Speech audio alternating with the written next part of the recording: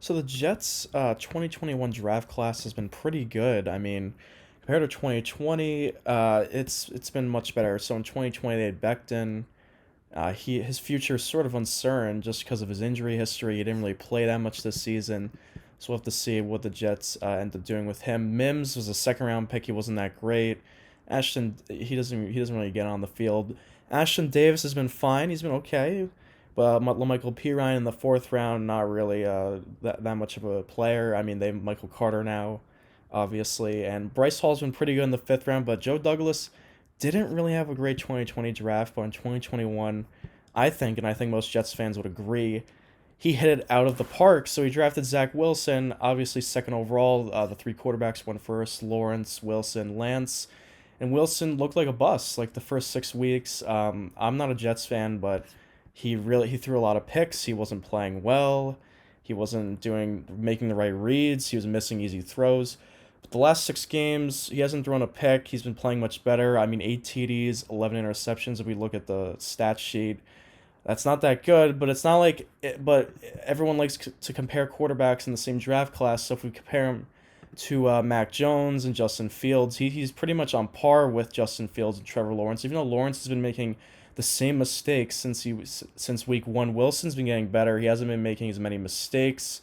As I mentioned, he hasn't thrown that many interceptions recently, but he played well against the Bucks. I mean, his best game was 297 yards and 2 TDs with against the Titans, and he played well in his opening game against Carolina. He threw 2 TDs, 258 yards. So Zach Wilson, I mean, Jets fans have a lot to be excited for him. He's been progressing. The offensive coordinator has been gaining trust in him. Maybe should have been in the Bucks. We'll see what happens week 17 against the Bills if he can build off of last week. But Elijah Vera Tucker, the Jets trade up for him. He was 14th overall. I mean, I don't have any highlights here because I don't have the all 22 package either. So who wants to watch all lineman highlights? And I'll just read you some numbers here, and I'll let you know if he's great or not. So he has a 68 Pro Football Focus grade, which is pretty good. He's only allowed 5 penalties all year, and he's been a staple on the offensive line. I know Becton hasn't been playing that much this year, but Vera Tucker's arguably been their best offensive lineman and one of the best guards in the league. I mean, 5 penalties. He's only allowed 1 sack, and he's playing every game, so durability is a big part of being an NFL player. And I mean, he had a 90 PFF grade against the Bucks, and he only had 1 pressure allowed on 36 pass protection snaps. And as over his last 3 games, if we look into it, he's allowed 5 pressures on 123 pass protection snaps, which is a pressure rate of 4%. So he's been getting better and better every week. He's been good in the run game, good in the pass protection. And a lot of people thought the Vikings, they thought they fleeced the Jets by trading back and picking up those picks, but all the guys the Vikings drafted with those picks received from the Jets they haven't been playing much. They're not very good. Joe Douglas got another O line. Looks like if Becton is healthy next season, Joe Douglas has hit on 2 straight great offensive linemen for this Jets team in the last 2 drafts. Elijah Moore, second round, 34th overall at Ole Miss, 5'10", 8 ball is his nickname. He's been pretty good this year. 43 receptions, I mean, 538 yards, 5 TDs. He hasn't played in every game, of course, but he's a 71 PFF grade. His best game actually wasn't with Zach Wilson in the lineup, it was with Joe Flacco. 8 receptions, 141 yards, and a touchdown. He also had 7 for 84 and 2 TDs and against the Colts in that Thursday night disaster by the Jets. They got blown out. But Mike Way and Josh Johnson threw it out to him, but he has not had a 100-yard game with Zach Wilson. I mean, it's kind of Zach Wilson's going to have to figure that out. They're going to have to build chemistry. I know early in the season he was missing him in a lot of throws. Elijah Moore's open a lot, and Zach Wilson just couldn't get him the ball because of the pressure and just what wasn't an accurate pass.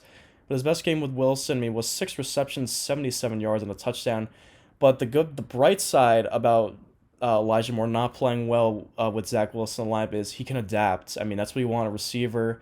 We see the great receivers like Hopkins, Adams. They could play well with any quarterback in the lineup. We saw Hopkins play for years with Tom Savage and horrible quarterbacks in Houston, and he still put good numbers. So Elijah Moore, he can make plays happen with anyone. That's really good for the future of the Jets. And so the fourth round pick, Michael Carter, the running back of North Carolina, him and Javonte Williams, they were the 2 studs there in North Carolina. I believe Javonte was drafted before him. So Carter was fourth round, 107 overall. and he's been playing a lot better. He's going to be their best running back. He should be their starting running back week 1 next year. 138 attempts, 620 yards, 4 touchdowns. He also can catch the ball in the backfield. I mean, 36 receptions for 325 yards in the season is no slouch as a rookie. He even had his best rushing game was 118 rush yards against the Jags, so he's one 100-yard game. He's a 75.6 PFF grade. He's a 70 overall PFF grade. And his best overall game, I think, was against the Bengals, the Mike White game. I mean, he had 15 rushes, 77 yards, 9 touchdowns, or not 9 touchdowns, 1 touchdown actually, 9 receptions, 95 yards. He's been pretty good. So these are four players on offense that are really going to help the Jets. And even Michael Carter II, the fifth round cornerback, has been pretty solid. But I want to highlight Brandon Eckles, the sixth rounder cornerback, 200th overall. He has 2 picks on the season. He even got a pick six against the Dolphins, and he got a pick on Brady, and he was the guy who got Brady's signature, which is pretty cool after getting the pick. But he had a 93.3 coverage grade against the Dolphins in Week 15. That was the best of any rookie cornerback, the highest graded game. So Eckles has been improving every week. I mean, Bryce Hall, Eckles, and Michael Carter too are starting to form a young little cornerback trio there in New York. But Joe Douglas definitely hit out of the park. I'm not a Jets fan, but I would be excited for the future. Zach Wilson just needs to keep getting better every week. Elijah, he's got to get that connection with Elijah Moore down. And the offensive line's getting built up. And Joe Douglas will have 2 top 10 picks likely next year. So if he hits out of the park, watch out for the New York Jets. This might be a fringe playoff team coming in the future.